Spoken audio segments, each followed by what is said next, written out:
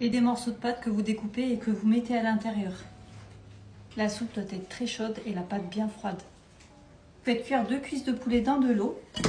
Une fois cuit, vous le retirez, vous le laissez refroidir. Vous reprenez le poulet et vous l'effilochez. Ensuite, dans une marmite ou dans un grand faitout, vous mettez 4 cuillères à soupe d'huile d'olive, 1 cuillère à soupe de beurre.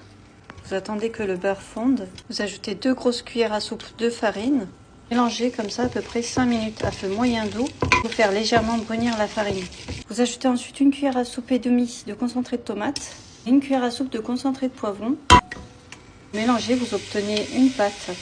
Vous coupez le feu, vous prenez un fouet, vous ajoutez une louche de jus de cuisson de votre poulet, puis une deuxième. Et vous détendez le mélange au fur et à mesure. Quand vous avez cette texture-là, vous pouvez ajouter le reste de l'eau. Moi, au total, j'avais 1 litre de jus de cuisson. Donc, vous portez à ébullition tout en mélangeant. Ensuite, vous ajoutez une petite cuillère de menthe séchée, une petite cuillère de piment paillettes, une petite cuillère de poivre et du sel. Vous ajoutez le poulet, vous mélangez bien, vous couvrez, vous laissez mijoter entre 15 et 20 minutes. Pour la pâte qui accompagne la soupe, dans un grand saladier, vous mettez 230 g de farine.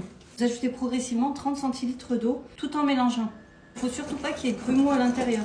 Pour être sûr, vous pouvez passer un coup de mixeur plongeant. Dans une casserole, vous mettez 70 centilitres d'eau. Vous ajoutez une petite cuillère à café de sel.